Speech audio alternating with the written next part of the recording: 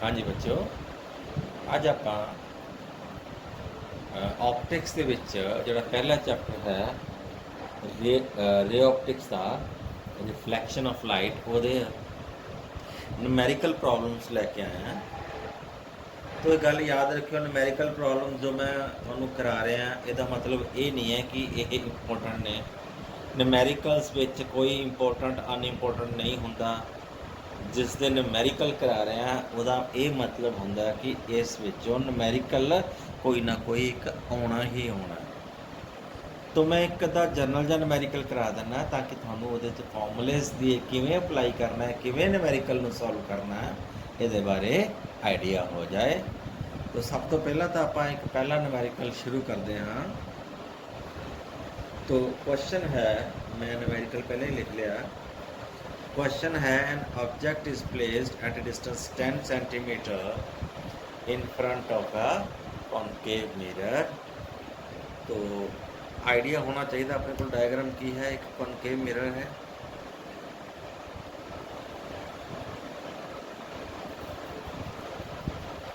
जिसका radius of curvature 15 centimetre दिता है।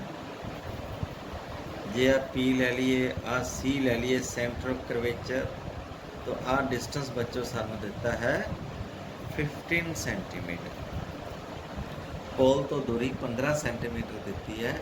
But an object is placed at A distance of 10 centimetre somewhere here.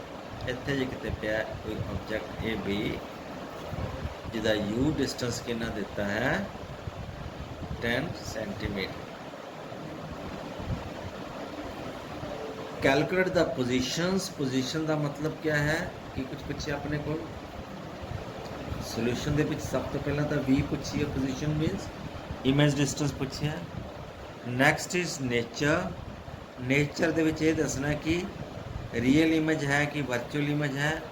And third is linear magnification. M की value पता करनी है कि एम की वैल्यू कितनी है। ओके, तो क्वेश्चन शुरू करते हैं आप, सोल्यूशन इधर शुरू करते हैं। तो मिरर फार्मूला अप्लाई करांगे। 1 upon u is equal to 1 upon v is equal to 1 upon F.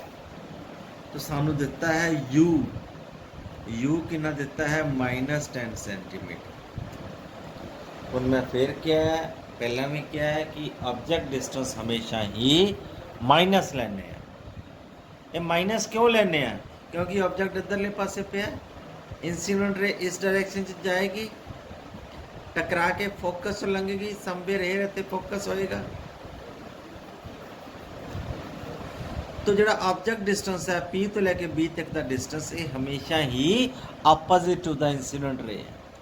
Incident ray इधर ਨੂੰ जाएगी, ऑब्जेक्ट मिरर के अगे पासे रखांगे, हमेशा ही पी बी हमेशा ऑपोजिट डायरेक्शन होएगी। यू हमेशा ही आपां माइनस लेना है।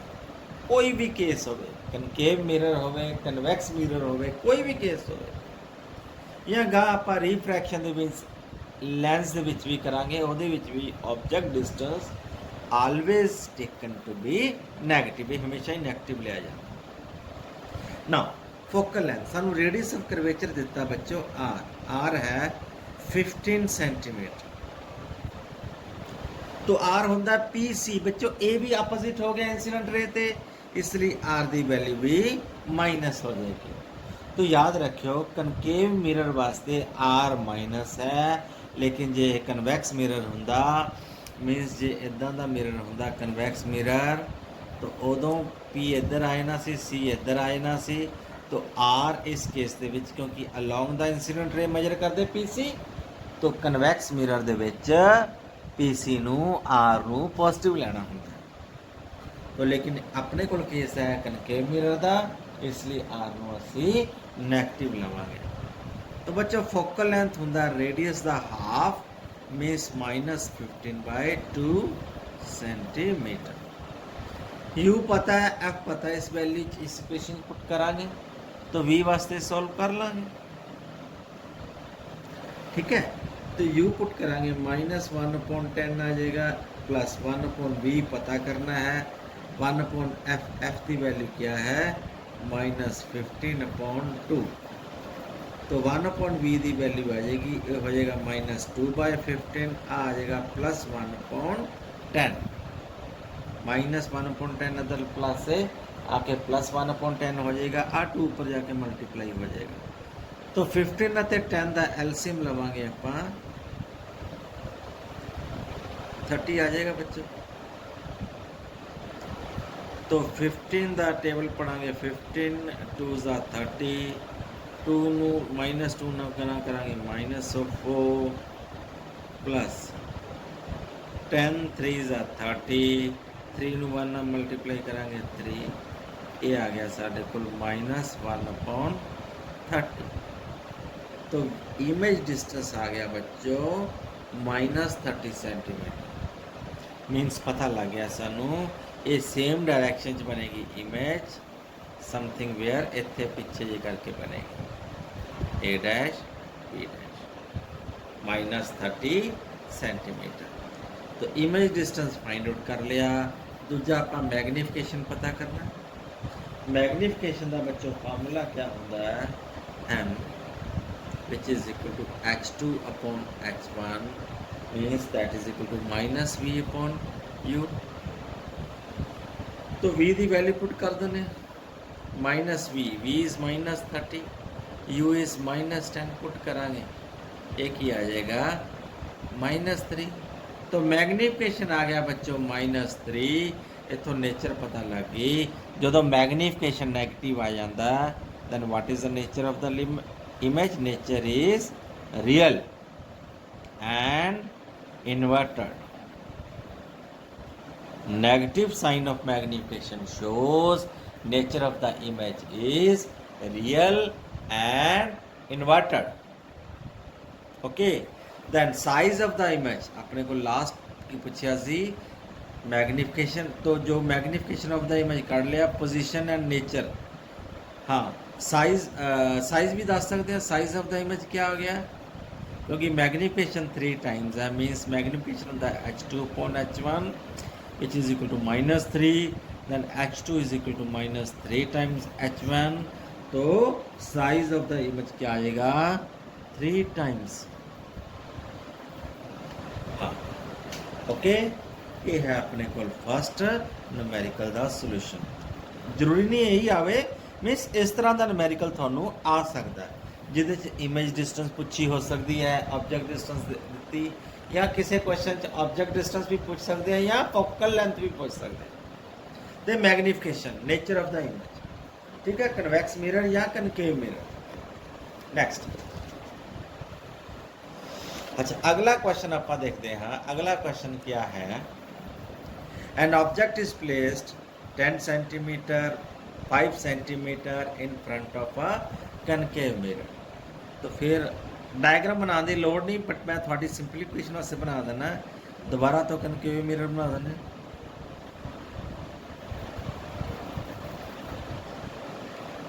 रेडियस ऑफ कर्वेचर जिहदा दिता 15 सेंटीमीटर, आ P है, आ C है, इन्हां दोनों च डिस्टेंस कितना दिता है 15 सेंटीमीटर।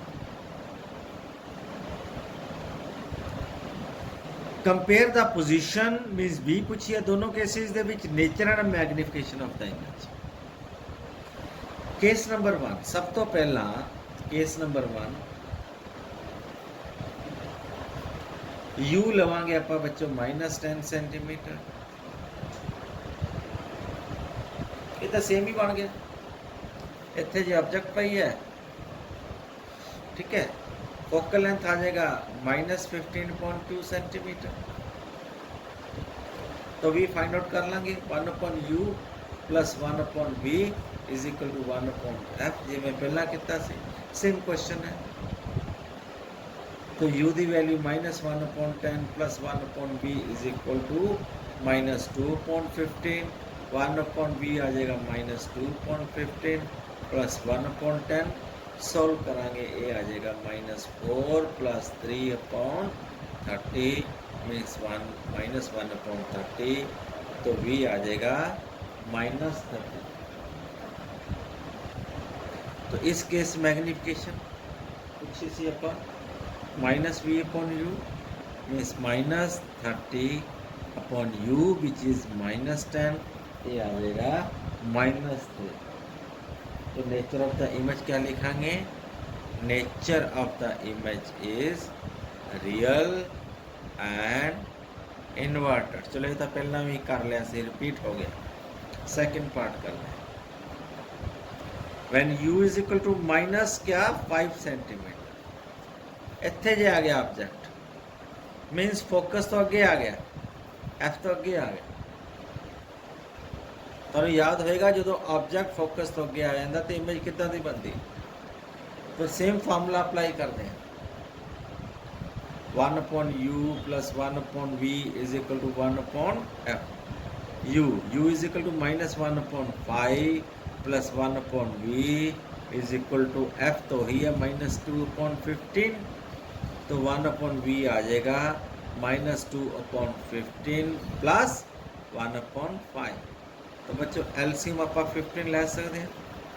-2 5 3 ज़ा 15 प्लस 3 क्या आ जाएगा, प्लस करांगे 1 अपॉन 15 आ गया।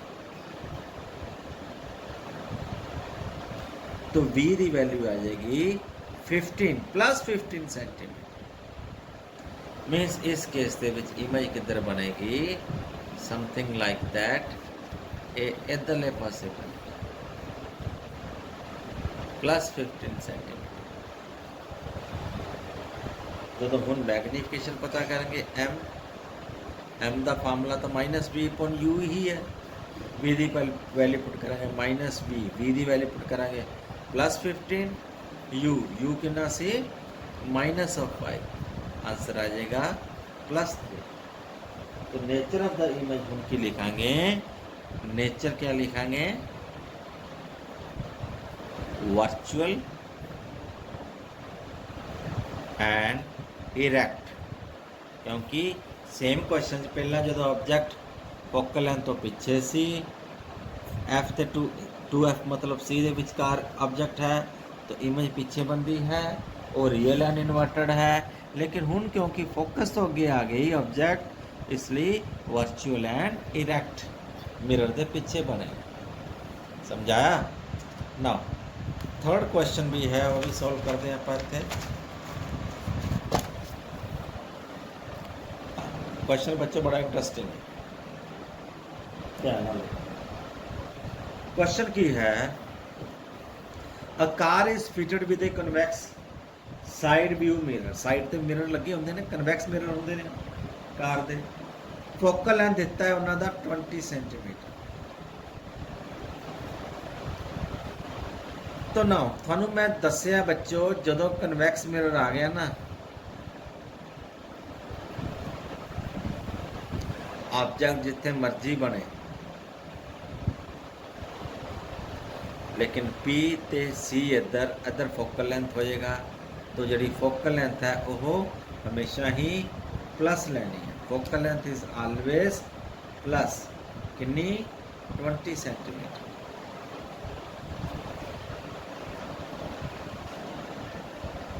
तो फोकल लेंथ जी है साढ़े को +20 सेंटीमीटर दी है कन्वैक्स मिरर की।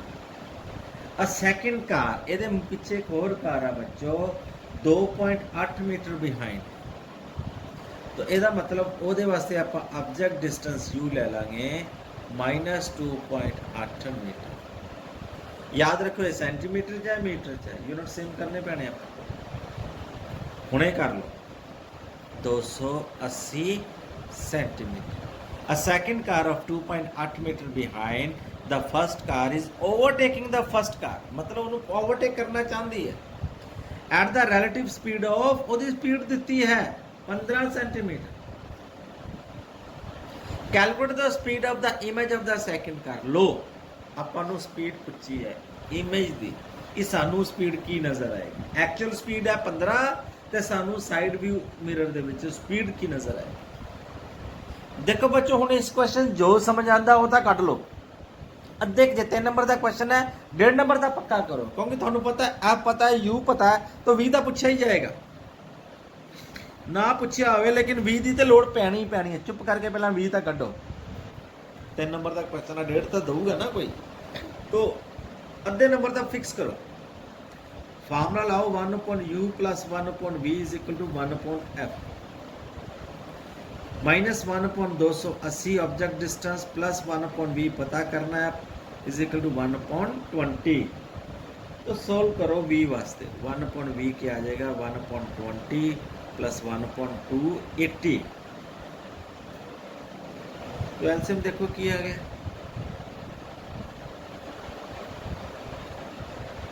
280 एलसीएम आ जाएगा, आना तो चाहिए। हाँ जी 20 ਨੂੰ 280 ਨਾਲ ਡਿਵਾਈਡ ਕਰੋ ਕਿੰਨਾ ਆ ਗਿਆ 2 14 ਦਾ ਹਾਂ 14 ਆ ਗਿਆ 14 ਨਾਲ 28 ਹੁੰਦਾ ਇੱਥੇ ਆ ਜਾਏਗਾ +1 मीन्स 15/280 1/v आ गया 15/280 20 बच्चों की आ गया 280/15 कट तो जितना कटे जाता पंजो तीया 15 पंजू पाचा 25 तो कैरीज दिन 56/3 आ गया तो 20 बच्चों आ गया 56/3 सेंटीमीटर। ਹੁਣ ਤੁਹਾਨੂੰ ਪੁੱਛਿਆ ਹੈ ਇਮੇਜ ਦੀ ਵੈਲੋਸਿਟੀ ਦਿੱਤਾ ਕੀ ਹੈ ऑब्जेक्ट ਦੀ velocity means object distance du है तो ਦਿੱਤਾ है du/dt which is 15 ਇਹ ਦਿੱਤਾ है 15 मीटर पर सेकंड। ਪੁੱਛਿਆ ਕੀ ਹੈ dv/dt। देखो थ्योरी ਤੁਸੀਂ ਅੱਜ तक एक टॉपिक नहीं पढ़िया ਤੇ मैं ਤੁਹਾਨੂੰ ਅੱਜ करा रहा इस ਜਦੋਂ भी इदा का क्वेश्चन आ जाए इस इक्वेशन को लिखोगे equation number 1 differentiating both sides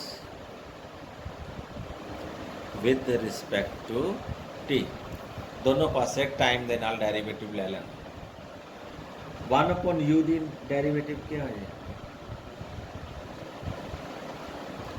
-1/u² into du/dt है ना करके देखो डेरिवेटिव 1/v का डेरिवेटिव क्या होएगा -1/v² इंटू dv/dt 1/f का डेरिवेटिव क्या होएगा f तो बच्चों कांस्टेंट है फोकल लेंथ तो फिक्स्ड है डेरिवेटिव क्यों होना है 0।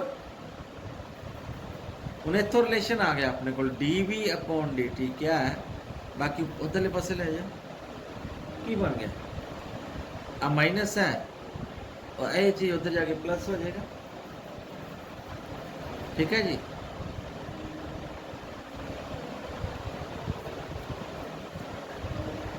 -v²/u² इंटू du/dt चेक करो बनता है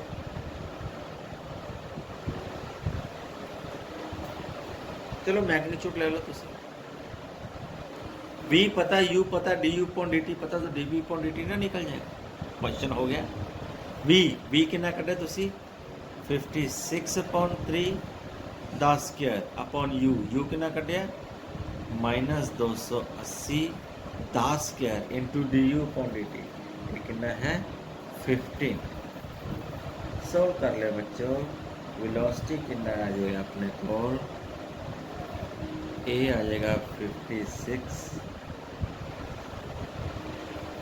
you just solve it comes out to be 1/15 metre पर सेकंड। ओके ठीक है बच्चों थैंक यू इन्ना बहुत आज वास्ते हैव ए नाइस डे।